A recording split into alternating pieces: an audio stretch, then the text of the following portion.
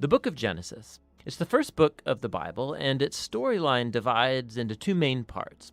There's chapters 1 through 11, which tell the story of God and the whole world. And then there's chapters 12 through 50, which zoom in and tell the story of God and just one man, Abraham, and then his family.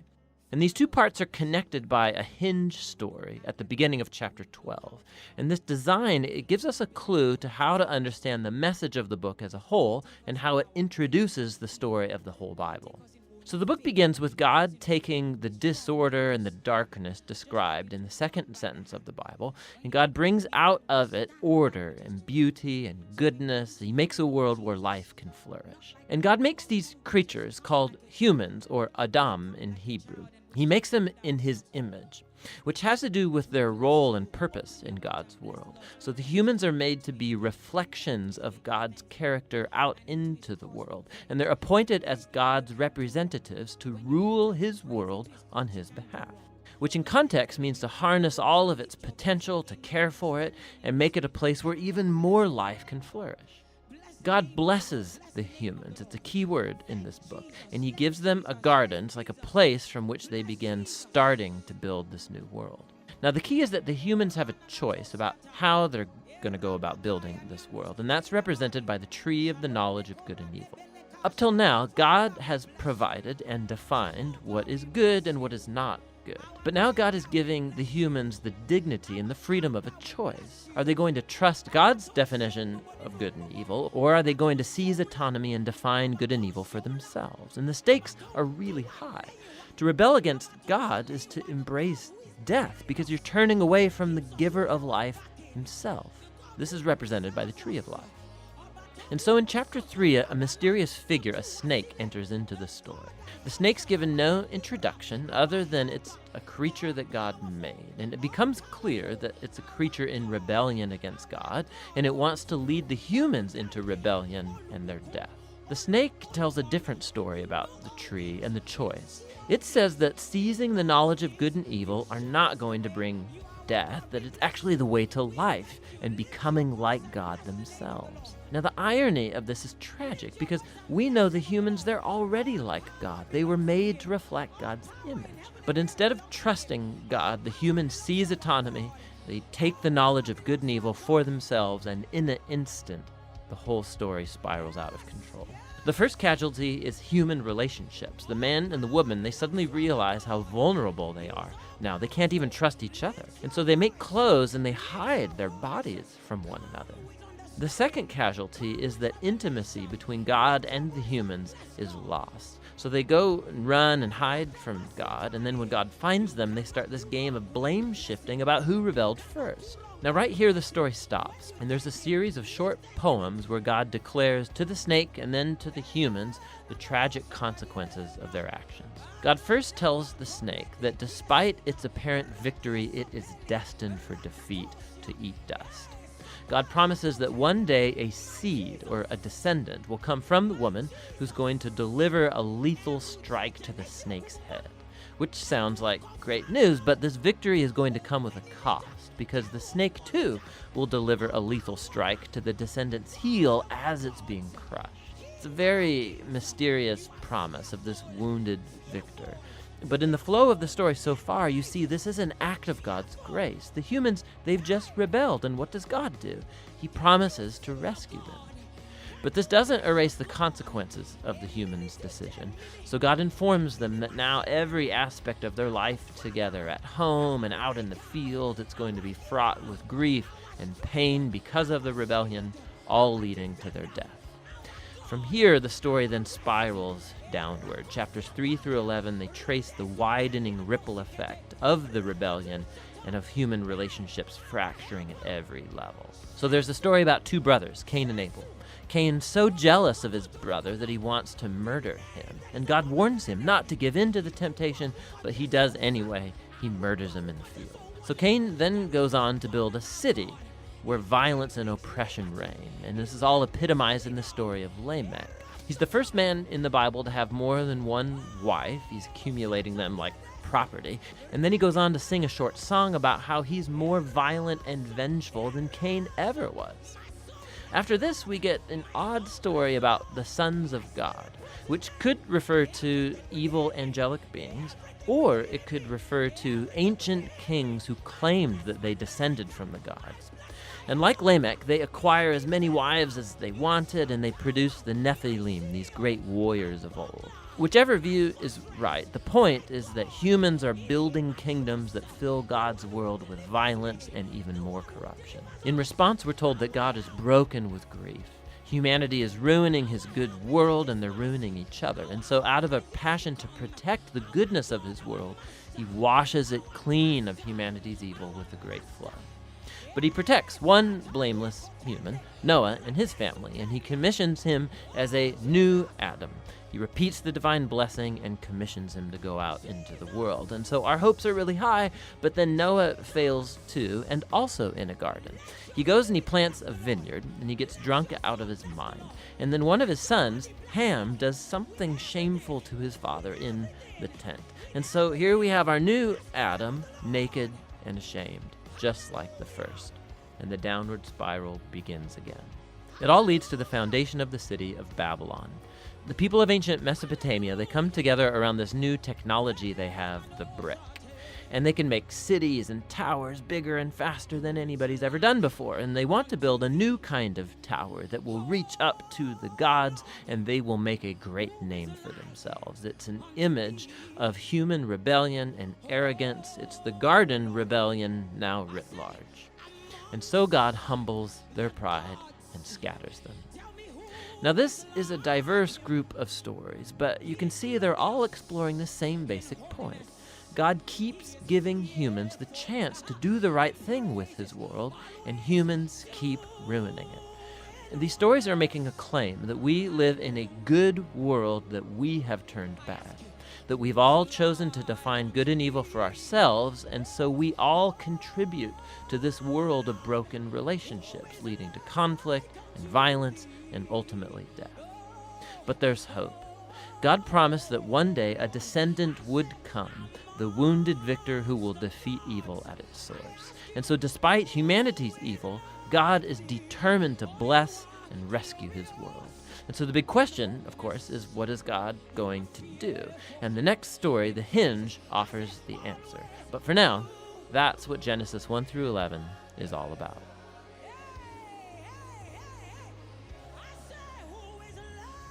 The book of Exodus. It's the second book of the Bible, and it picks up the storyline from the previous book, Genesis, which ended with Abraham's grandson, Jacob, leading his large family of 70 people down to Egypt. Now, Jacob's 11th son, Joseph, had been elevated to second in command over Egypt, and he had saved his whole family in a famine. And so Pharaoh, the king of Egypt, offered the family to come live there as a safe haven. And so eventually Jacob dies there in Egypt, and Joseph and all his brothers do too.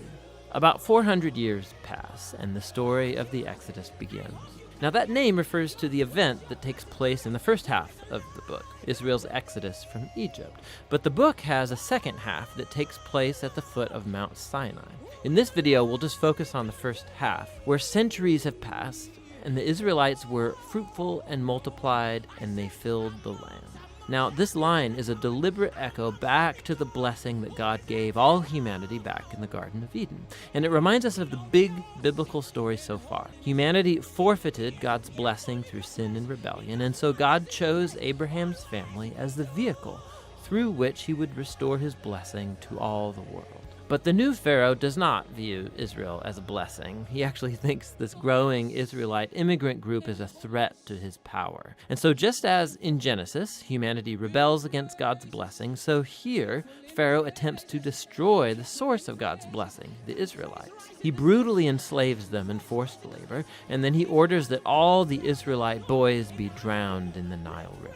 Now, Pharaoh, he is the worst character in the Bible so far. His kingdom epitomizes humanity's rebellion against God. Pharaoh has so redefined good and evil according to his own interests that even the murder of innocent children has become good to him. And so Egypt has become worse than Babylon from the book of Genesis. And so now Israel cries out for help against this new Babylon, and God responds. God first turns Pharaoh's evil upside down, as an Israelite mother throws her boy into the Nile River, but in a basket. And so he floats safely right down into Pharaoh's own family. He's named Moses, and he grows up to eventually become the man that God will use to defeat Pharaoh's evil. In the famous story of the burning bush, God appears to Moses and commissions him to go to Pharaoh and order him to release the Israelites. And God says that he knows Pharaoh will resist, and so he will bring his judgment on Egypt in the form of plagues. Then God also says that he will harden Pharaoh's heart. And so we're introduced into the next main part of the story, the confrontation between God and Pharaoh. Now, what does this mean that God says he'll harden Pharaoh's heart? It's super important to read this section of the story really closely and in sequence. In Moses and Pharaoh's first encounter, we're told simply that Pharaoh's heart grew hard. There's no implication that God did anything. And so in response, God sends the first set of 5 plagues, each one confronting Pharaoh and one of his Egyptian gods. And each time, Moses offers a chance for Pharaoh to humble himself and to let the Israelites go. But after each plague, we're told that Pharaoh either hardened his heart or that his heart grew hard. He's doing this of his own will. And so eventually, it's with the second set of 5 plagues that we begin to hear how God hardened Pharaoh's heart. So the point of the story seems to be this. Even though God knew that Pharaoh would resist his will, God still offered him all of these chances to do the right thing. But eventually, Pharaoh's evil reaches a point of no return. I mean, even his own advisors think that he has lost his mind. And it's at that point that God takes over and bends Pharaoh's evil towards his own redemptive purposes. God lures Pharaoh into his own destruction as he saves his people, which is what happens next. With the final plague, it's the night of Passover, and God turns the tables on Pharaoh. Just as he killed the sons of the Israelites, so God will kill the firstborn in Egypt with a final plague. But unlike Pharaoh, God provides a means of escape through the blood of the Lamb. And here the story stops and introduces us in detail to the annual Israelite ritual of Passover. On the night before Israel left Egypt, they sacrificed a young, spotless lamb and painted its blood on the doorframe of their house. And when the divine plague came over Egypt, the houses covered with the blood of the lamb were passed over, and the sons spared. And so every year since, the Israelites have reenacted that night to remember and to celebrate God's justice and his mercy. But Pharaoh, because of his pride and rebellion, he loses his own son, and he's compelled to finally let the Israelites go free. And so the Israelite slaves make their exodus from Egypt. But no sooner do they leave that Pharaoh changes his mind, and he gathers his army and chases after the Israelites for a final showdown. As the Israelites pass through the waters of the sea safely, Pharaoh charges towards his own destruction. The Exodus story concludes with the first song of praise in the Bible. It's called the Song of the Sea. And the final line declares that the Lord reigns as king. And then the song retells in poetry what the story of God's kingdom is all about. It's about how God is on a mission to confront evil in his world and to redeem those who are enslaved to evil. God is going to bring his people into the promised land where his divine presence will live among them. This story is what it looks like when God becomes king over his people. So after the Israelites sing their song, the story takes a sharp turn. The Israelites, they're trekking through the wilderness on their way to Mount Sinai, and they're hungry, they're thirsty, and they start criticizing Moses and God for even rescuing them. They say they long for the good old days in Egypt. I mean, it's crazy. So God graciously provides food and water for Israel in the wilderness, but these stories, they cast a dark shadow. And we begin to wonder, could it be that Israel's heart is just as hard as Pharaoh's? We shall see. But for now, that's the first half of the book of Exodus. The book of Exodus. In the first video, we explored chapters 1 through 18, which tell the foundational story of how God rescued the enslaved Israelites by confronting and defeating Pharaoh, while offering a way of escape through the blood of the Passover lamb. God then delivered his people by bringing them through the waters of the sea and then into the wilderness, where, surprisingly, they grumbled and complained. Now, the second half of the book of Exodus opens as Moses leads Israel to the foot of Mount Sinai, where God invites the nation of Israel to enter into a covenant relationship. And here we reach another key moment in the biblical storyline, because this is picking up and developing God's promise to Abraham. So remember, from the book of Genesis, God promised that through Abraham's family, somehow he would restore his blessing to all of the nations. And here we find out more. God says that if Israel obeys the terms of the covenant, they will be so shaped by God's laws and teaching and justice that they will become a kingdom of priests, which means that they will become God's representatives and show all of the other nations what God is truly like.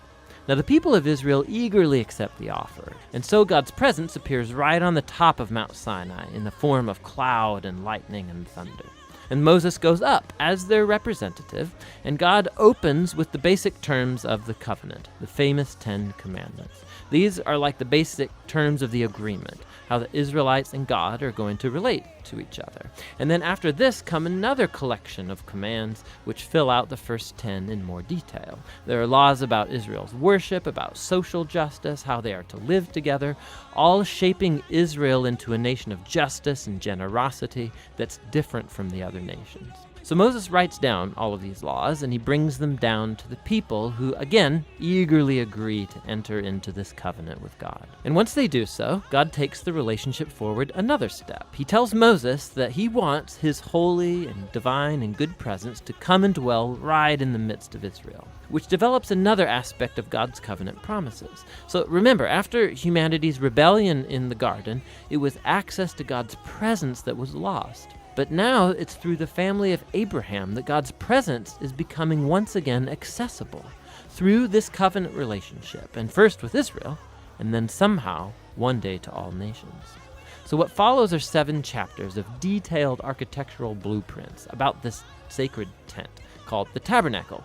There's an outer courtyard with an altar, and then in the center there's a tent that has an outer room and then an inner room. And then inside the inner room, which is called the most holy space, is a golden box called the Ark of the Covenant. And there's angelic creatures over the top of it. It's the hot spot of God's presence. Now there's lots of detail in these chapters, and it's important to know that every piece has some kind of symbolic value. All of the flowers, the angels, the gold, and the jewels, it all echoes back to the Garden of Eden, the place where God and humans lived together in intimacy. And so the tabernacle is like a portable Eden, so to speak. It's the place where God and Israel can live together in peace. At least in theory, because right here, something goes really, really wrong. Israel breaks the covenant. As Moses is up on the mountain receiving the blueprints for the tabernacle, down below at the camp, the Israelites, they're losing patience. And so they ask Moses' brother Aaron to make for them a golden calf idol so they can worship it as the God who saved them out of slavery in Egypt. Now God's presence, it's right there on top of the mountain. They can see it. But here they are below, breaking the first 2 commands of the covenant they just agreed to. No other gods and no idols. Now what follows is really important. God knows what's happening down below. And so he first invites Moses into his own anger and pain. And he tells Moses what he wants to do, just to wipe Israel out. But Moses intercedes by appealing to God's character. He says, first of all, destroying Israel would be going back on your covenant promises to Abraham. And then Moses appeals to God's reputation among the nations. What would they think if they see you destroying your own people? And so God accepts Moses' intercession, and he relents. And while he does bring his judgment on those who instigated the idolatry, he forgives the nation as a whole and promises to renew his covenant. And it's right here, at this point in the story, that God, for the first time, describes his own character to Moses. He says, the Lord is merciful, he's gracious. He's slow to anger, abounding in covenant faithfulness. He forgives sin, but he will not leave the wicked unpunished. So we have this tension. God is full of mercy, but also he must deal with evil if he claims to be good. And above all, God is faithful to his promises, even though it means, he knows, he's committing himself to a people who are utterly faithless. And so after renewing the covenant with Israel, God commissions Moses to go ahead and build the tabernacle. And once again, we get 5 long chapters describing in detail the construction of the tabernacle. And it all comes together in the final chapter where the tabernacle's finished. God's glorious divine presence comes and hovers over the tent, and our hopes are high. And so Moses, he goes right up to enter into the tent, and he can't. He actually can't go in, and that's how the book ends. It's really surprising, but not really if you think about it. You can see now how much Israel's sin has damaged the relationship with God in more ways than we realized. So the book opened, remember, with Pharaoh's evil threatening Israel and threatening God's covenant promise. But now, as the book ends, Israel has become its own worst enemy. It's their sin that's threatening the future of the covenant. And so the question as the book closes is, how is God going to reconcile this conflict between his holiness and his goodness and his presence with the sinful corruption of his own covenant people? The solution to that problem is what the next book is about, but for now, that's the book of Exodus.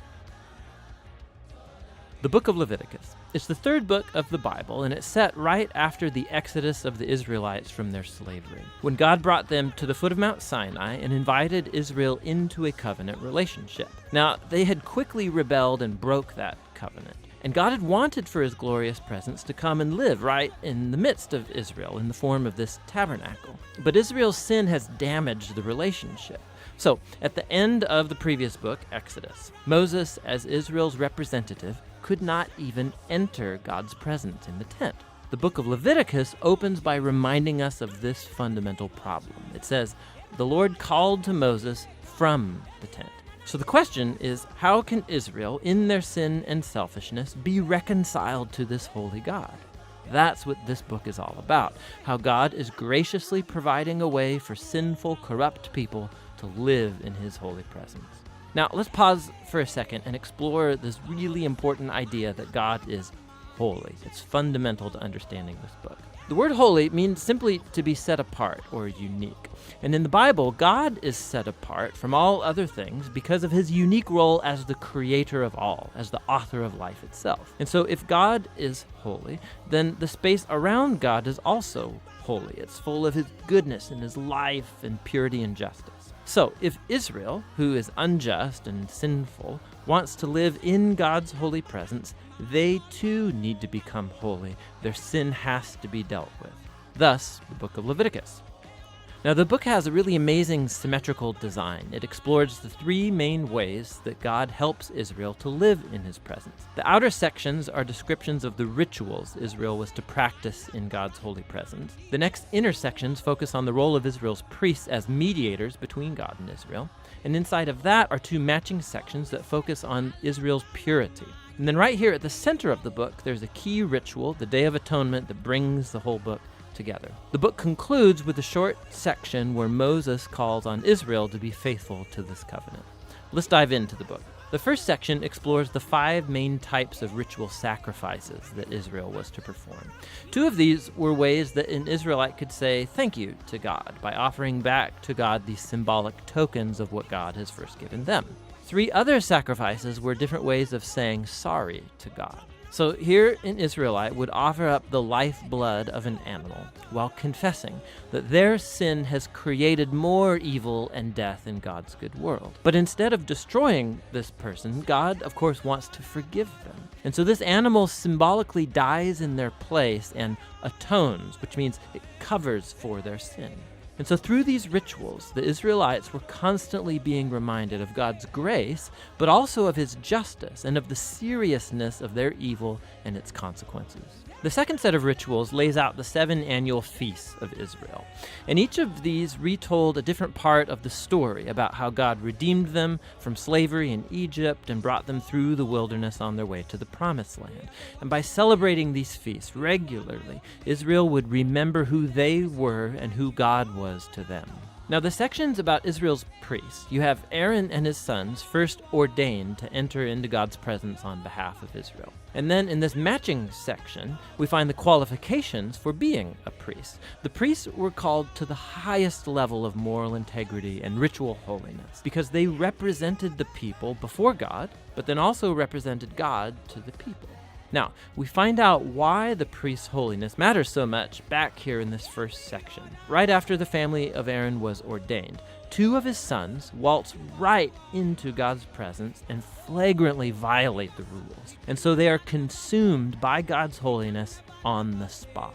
It's a haunting reminder of the paradox of living in God's holy presence, because it's pure goodness, but it becomes dangerous to those who rebel and insult God's holiness. And so it's important that Israel's priests become holy, and also that all of the people of Israel become holy, which is what the next intersections are all about. Chapters 11 through 15 are about the ritual purity required of all the Israelites, and chapters 18 through 20 are about the moral purity of the people. Here's what's underneath all of this purity and impurity language. Because God is holy and he's set apart, the Israelites need to be in a state of holiness themselves when they enter into his presence. This was called being clean or pure. God's presence was off limits to anybody who was not in a holy state, and this was called being unclean or impure. Now, an Israelite could become impure in just a few ways: by contact with reproductive body fluids, by having a skin disease, by touching mold or fungus, or by touching a dead body. Now, for the Israelites, all of these were associated with mortality, with the loss of life, which gets us to the core symbol of all these ideas. You become impure when you're contaminated by touching death, so to speak.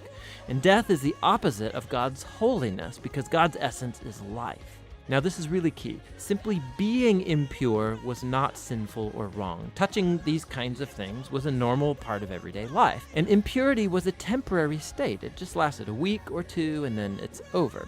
What was wrong or sinful was to waltz into God's presence carrying these symbols of death and impurity on my body. Don't do that. Now, the last way of becoming impure was by eating certain animals, and the kosher food laws are found right here in this section. Now, there have been lots of theories about why certain animals were considered impure and off limits. To promote hygiene or to avoid cultural taboos, the text just isn't explicit. But the basic point of all of these chapters is really clear. All together, these work as an elaborate set of cultural symbols that reminds Israel that God's holiness was to affect all areas of their lives. This corresponding section over here is about Israel's moral purity. The Israelites were called to live differently than the Canaanites. They were to care for the poor instead of overlooking them. They were to have a high level of sexual integrity, and they were to promote justice throughout their entire land. Now, here at the center of the book, we find a long description of one of Israel's annual feasts, the Day of Atonement. Odds are that not every Israelite's sin and rebellion would be covered through the individual sacrifices, and so once a year, the high priest would take 2 goats. One of these would become a purification offering and atone for the sins of the people, and the other was called the scapegoat. The priest would confess the sins of Israel and symbolically place them on this goat, and then it would be cast out into the wilderness. Again, this is a very powerful image of God's desire to remove sin and its consequences from his people, so that God can live with them in peace. The book concludes with Moses calling Israel to be faithful to all of the terms of the covenant, and he describes the blessings of peace and abundance that will result if Israel obeys all of these laws. He also warns them that if they're unfaithful and dishonor God's holiness, it will result in disaster and ultimately exile from the land promised to Abraham. Now, if you want to see how Leviticus fits into the big storyline, it's helpful to look at the first sentence of the next book of the Bible, Numbers. It begins, "The Lord spoke to Moses in the tent." So we can see that Moses is now able to enter God's presence on behalf of Israel. The book of Leviticus, it worked. So despite Israel's failure, God has provided a way for their sin to be covered so that God can live with sinful people in peace. And that's what the book of Leviticus is all about. The book of Numbers. This 4th book of the Bible carries forward the story of Israel after their exodus from slavery in Egypt. God had brought them to Mount Sinai, and he entered into a covenant with them there. And despite Israel's rebellion, God had graciously provided a way for Israel to live near his holy presence in the tabernacle. So the book of Numbers begins as Israel wraps up their 1-year stay at Mount Sinai, and they head out into the wilderness on their way to the land that God promised to Abraham. Now, the book's storyline is designed according to the stages of their journey. So the first section begins at Mount Sinai, but then they set out and travel to the wilderness of Paran. And then from there, they travel to the plains of Moab, which is right across from the Promised Land. Now, the first part opens with a census where the people are numbered. That's where the book gets its name. And then there are laws about how the tribes of Israel were to be arranged in their camp. So the tabernacle was to be at the center, and then around that, the priests and the Levites, and then around them, the 12 tribes neatly arranged with Judah at their head. Now, this was all an elaborate symbol about how God's holy presence was at the center of their existence as a people. This is all followed by a whole series of laws that develop the purity laws from the book of Leviticus. If God's presence was going to be in their midst, every effort should be made to make the camp pure, a place that welcomes God's holiness. In chapter 10, the cloud of God's presence lifts from the tabernacle and guides Israel away from Sinai out into the wilderness, and immediately things go terribly wrong. So in chapter 11, the people start complaining about their hunger and thirst and how they want to go back to Egypt. And then in chapter 12, Moses' own brother and sister begin opposing and bad-mouthing him in front of all of the people. This trip is not off to a good start. The next section begins as the Israelites arrive in the desert of Paran, about halfway to the Promised Land. And God tells Moses to send out the 12 spies, one for each tribe, so they can scout out the Promised Land. So when the spies all return, 10 of them say that there is no chance Israel can survive there because the Canaanites will destroy them. But there are 2 spies, Caleb and Joshua, who say that God can save them. But the 10 whip up the people into a fearful rage, and they start planning a mutiny. They're going to appoint a new leader and head back to Egypt. So God is understandably angry, and Moses intercedes on the people's behalf. He calls God to be faithful to his promises to Abraham. And so God does, but not at the expense of his justice. He gives these Israelites what they want, to not enter the land. And God sentences this generation to wander in the wilderness for 40 years until they die. Only their children will get to enter the Promised Land. Now, you'd think this severe consequence would wake them up, but it gets even worse. So in the next story, there's a whole group of Levites that begin a rebellion, and they challenge Moses and Aaron's leadership, saying that they have gone way too far.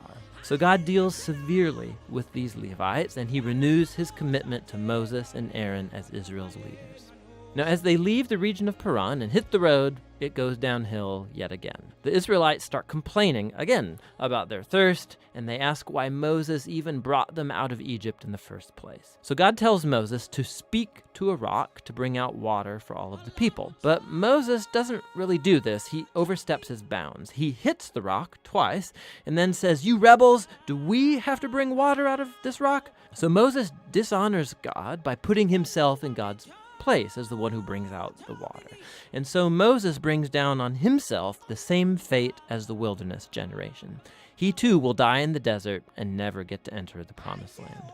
After this, the Israelites rebel yet again, and God brings a very strange judgment on them, venomous snakes to come and bite the people. And so Moses again intercedes on behalf of the people. And God tells Moses to do this, to make a bronze snake and to lift it up on a pole, so that whoever looks at this snake would be healed of the poisonous snake bite. It's a very strange symbol, but it speaks to the challenge that God has by being faithful to his covenant. He's right to bring justice on the Israelites' evil and sin, but even God's justice gets transformed into a source of life for those who will look to God for healing. From here, the people head into the plains of Moab, and the first main part of the section focuses on the strange figure of Balaam. So the king of Moab is freaked out at this huge group of people traveling through his territory. So he hires a pagan sorcerer, Balaam, to pronounce curses on Israel. And 3 different times, Balaam finds that he cannot curse them. He can utter only blessing upon Israel. Remember God's promise to Abraham from Genesis 12. So not only can Balaam not curse Israel, but God actually gives him a vision about a future Israelite king who will one day bring God's justice to all of the nations. This vision recalls Jacob's promise to Judah in Genesis chapter 49. Now, it's worth stopping to reflect on the flow of the book so far. The rebellion stories in the wilderness, they just heap up on one another, getting worse and worse. And while God does bring partial acts of judgment on Israel, he's also kept showing mercy, providing food and water along the way. And so the Balaam story, it shows God's grace in bright colors. Because here's Israel. They're down in the camp, grumbling and rebelling. But up in the hills, unbeknownst to them, God is protecting and even blessing them. And it's this contrast between Israel's rebellion and God's faithfulness in the wilderness. That's what made these stories so important for later generations of Israel. So the wilderness stories are retold time and again by later biblical prophets and poets, and even by the apostles in the New Testament. And these stories always serve as a warning that while God will remain faithful to his covenant promises, he will also allow his people to walk away in rebellion and face the consequences. After this, the rest of the book focuses on the children of the wilderness generation, and they begin preparing to inherit the promised land. They take another census of the new generation, then they go on and win a number of battles with the people groups around them, and then a few tribes even begin to settle in the promised land. So the book ends with the new generation poised to enter into the land, and Moses is about to deliver his final words of wisdom and warning. But for now, that's what the book of Numbers is all about. The book of Deuteronomy is the fifth book of the Bible and the final book of the Torah. After the exodus from Egypt, Israel was at Mount Sinai for 1 year, entering into a covenant with their God. And then they had the disastrous road trip through the wilderness, and the Exodus generation disqualified themselves from entering into the land promised to Abraham. And so Deuteronomy begins with Moses standing in front of this new generation, explaining the Torah. And it's from here that the design and purpose of the book unfolds. Deuteronomy is a series of speeches from Moses where he's calling the next generation of Israel to be faithful to the covenant with their God. At the center of the book is a collection of laws, which are the terms of the covenant between God and Israel. Some of the laws are new, but many are repeated from the laws given earlier at Mount Sinai. And that's actually where this book gets its name, from a Greek word deuteronomion, which means a second law. Now, surrounding these laws are two outer sections of Moses' speech. Each of these are broken up into two parts themselves. Let's just dive in and we'll see how this whole thing works. So Moses first of all summarizes the story so far, and he highlights how rebellious the previous generation was, in contrast with God's constant grace and provision in the wilderness. And God did bring his justice on them, yes, but he did not abandon his covenant promises. After this comes a series of very passionate sermons where Moses calls on this new generation to be more faithful than their parents were to the covenant. He reminds them of the 10 Commandments, and then the centerpiece of this section is a famous line called the Shema. Moses says, "Listen, Israel, the Lord is our God, the Lord alone, and you shall love the Lord your God with all of your heart, with all of your soul, and with all of your might." This became a very important daily prayer in Judaism, and it brings all of the themes of the book together. So the word listen, or Shema in Hebrew, it means much more than just to hear. Its meaning includes responding to what you hear, or in English we would say obey. And the word love in Hebrew also means much more than just an emotion or feeling. It's about a decision of wholehearted devotion to God that involves your will and your emotions, your mind and your heart. Now, for Israel, their obedience and devotion to God served a much larger purpose. Obedience to the laws is going to make Israel a unique people among the nations. Just like God said at Mount Sinai, they will become a kingdom of priests. And Moses now says how. Israel has the chance, by following the laws, to show the whole world the wisdom and the justice of God. The other key idea in the Shema is that Israel was called to obey and be devoted to the Lord alone. Or literally, in Hebrew, it says, the Lord is one. Now, in context, the point is that the Lord is the one God Israel is to worship and obey. Israel's about to go into the land of Canaan, where people worship idol gods that represent all different aspects of creation: the sun, the weather, sex, and war. And in Moses' view, worshiping these gods degrades humans and destroys communities. But worshiping the God of Israel, who's the creator and the redeemer, that will lead to life and blessing. And so we come to the large collection of laws at the center of the book. And they're roughly arranged by topic. So the opening section is about Israel's worship of their God. They were to have one central temple where one God would be worshipped. And also, God was to be worshipped in Israel's care for its poor. So for example, all Israelites were to set aside 1/10 of their annual income to be given to the temple, but another 10th was to be set aside every 3 years and given to the poor. And these are the kinds of laws that put Israel on the cutting edge of justice in comparison to their ancient neighbors, and it was all bound up with their worship of God. The next section outlines the character qualities of Israel's leaders. So the elders, the priests, the kings, these were all placed under the authority of the covenant laws, which God said that he would enforce by sending prophets to keep the leaders accountable. So in contrast to Israel's neighbors, where kings were thought of as divine and a law unto themselves, Israel's leaders were subordinate to the law and the prophets. Following this is a large section of laws about Israel's civil life, so rules about marriage and family and business, and also about social justice, about their legal system and how it was to protect widows and orphans and immigrants. And then these are concluded by more laws about worship. Now, here's some tips for reading all of these laws. Remember, first of all, these are the terms of the Sinai covenant given specifically to ancient Israel, living in a culture that's very different from yours. And so two, it's not going to be helpful to compare these laws with modern laws from a very different culture. Rather, these were given to set Israel apart. And so we need to compare these laws with those of Israel's neighbors, like in Assyria or Babylon. And when you do that, all of a sudden laws that seemed harsh or bizarre become much more clear. You see that God is pushing Israel to a higher level of justice than was ever known before. And so finally, try to discern what core principles of wisdom or justice underlie any particular law, and you'll discover some really profound things. So here's an extra credit assignment. Go see how Paul the Apostle does this very thing in his first letter to the Corinthians, chapter 9, verse 9, and he quotes a law from Deuteronomy chapter 25, verse 4. It's really interesting. So back to Moses. After he goes through all of the laws, he issues a final challenge that Israel should listen to and love their God. He first issues a warning and an ultimatum. If Israel listens to and obeys their God, everything's going to go great, lots of divine blessing. But if they don't listen and rebel, famine, plague, devastation, and ultimately exile from the land. And then Moses forces a decision. He says, "Today I set before you all life or death, blessing or curse, goodness or evil. So choose life by loving the Lord your God and listening to him."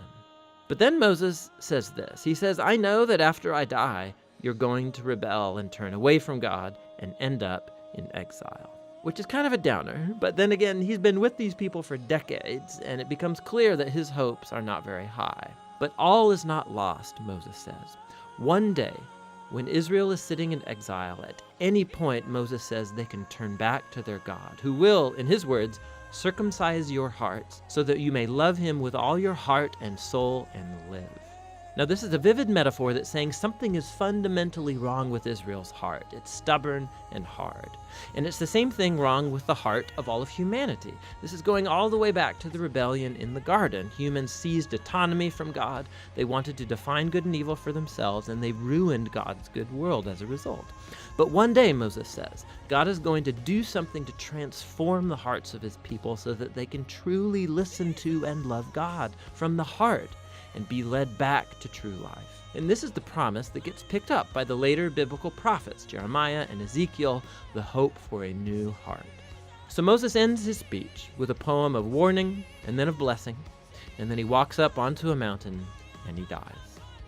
And so the Torah draws to a close. All of the major plot tensions of the biblical story are in place, but left totally unresolved. So when is the descendant of the woman going to come and defeat evil? Or how is God going to rescue the whole world and bless all nations through this family? And how can God's holiness be reconciled with people who are continually rebellious? And how is God going to transform the hearts of his people? You just have to keep reading to find out. But for now, that's what the book of Deuteronomy is all about. The book of Joshua. Let's back up and remember the story so far. So God chose Abraham, and then his family became the people of Israel, who are then enslaved down in Egypt. And so through Moses, God rescued Israel out of Egypt. He made a covenant with them at Mount Sinai, and he brought them through the wilderness. So Israel then camped outside the promised land, and Moses called them to obey God's commands so that they could show all the other nations what God is like. The book of Joshua picks up right after Moses has died and Israel's ready to enter the land. So the story of Joshua is designed with four main movements. Joshua first leads Israel into the Promised Land, and then once they're there, they meet all this hostility from the Canaanites, and so they engage them in battle. Then after their victories, Joshua divides up the Promised Land as the inheritance for the 12 tribes, and then the book concludes with these final speeches that Joshua gives to the people. So let's dive in and we'll see how all of it flows together. The first section begins with Moses' death, and Joshua is appointed as Israel's new leader. And the author intentionally presents Joshua as a new Moses. So like Moses, Joshua calls the people to obey the Torah, which means the covenant commands that they were given at Mount Sinai. And then Joshua sends spies into the land, just as Moses did back in Numbers chapters 13 and 14, except it goes way better this time. In fact, even some Canaanites turn and follow the God of Israel. Joshua then leads all Israel across the Jordan River and into the land. Just like the sea parted for Moses in the Exodus, so here the river Jordan parts and the priests carry the Ark of the Covenant across, leading all Israel with them. Now, in chapter 5, the story transitions. So the people look back to their roots as God's covenant people, and so the new generation is circumcised and they celebrate their first Passover in the land. But then they turn and prepare to go forward. And Joshua has this crazy encounter with a mysterious warrior, who, it turns out, is the angelic commander of God's army. And Joshua asks, "Are you for us or are you for our enemies?" And the warrior responds, "Neither," which shows that the real question here is whether Joshua is on God's side. It makes clear that this whole story is not about Israel versus the Canaanites. Rather, this is God's battle, and Israel is going to play the role of spectators or sometimes supporters in God's plan, which leads to the next section. We find stories about all these conflicts that Israel had with different Canaanite groups, and the first part retells the story of 2 battles in detail, and that's followed by a series of short stories that condense years of battles into a few brief summaries. So the first 2 battles are against Jericho and then Ai, and they offer these contrasting portraits of God's faithfulness versus Israel's failure. At Jericho, Israel is to take a completely passive approach. So they let God's presence in the ark lead them around the city to music for 6 days. And just like Rahab turned to the God of Israel, maybe the people of Jericho would do the same, but they don't. And so on the 7th day, the priests blow the trumpets and the walls come falling down, leading Israel to victory. The point of the story is that God is the one who will deliver his people. Israel simply needs to trust and wait. Now, the next story of the battle at Ai makes the opposite point. So there's this Israelite named Achan, and he steals from Jericho some of the devoted goods that were to belong to God alone, and then he lies about it. It's a pretty lame move after all that God has done for Israel. And so Israel goes into battle with the city of Ai, and they're totally defeated. And it's only after humble repentance and severely dealing with Achan's sin that Israel gains victory. And so together, these 2 stories, they're placed right up front to make an important point. If Israel is going to inherit the land, they have to be obedient and trust in God's commands. They don't get special treatment. Now, the second part of this section begins with the Gibeonites, a Canaanite people group, and they do just what Rahab did as they turn to follow the God of Israel and they make peace with Israel. This is in contrast to all of these other Canaanite kings who start to form alliances and coalitions, and they want to destroy Israel. So Israel engages them in battle, and they win by a landslide. And so this whole section concludes with this summary list of all of these victories won by Moses and then by Joshua. Now, let's stop for a second, because odds are that these stories and the violence in them, they're going to bother you. And if you're a follower of Jesus, you're bound to wonder, didn't Jesus say to love your enemies? Why is God declaring war here? So first, why the Canaanites? The main reasons are actually given earlier in the biblical story. It's that the culture of the Canaanites had become extremely morally corrupt, especially when it comes to sex. Go check out Leviticus chapter 18. And they also widely practiced child sacrifice. Go see Deuteronomy chapter 12. And so God didn't want these practices to influence Israel. The Canaanites had to go. Which raises the second question. Did God actually command the destruction of all the Canaanites, like a genocide? So at first glance, you look at the phrases used in these stories. They totally destroyed them. They left no survivor or anything that breathed. But when you look a second time, more closely, you'll see that these phrases are clearly hyperbole and not literal. So go back to the original command about the Canaanites in Deuteronomy chapter 7. Israel is first told to drive out the Canaanites, but then to totally destroy them.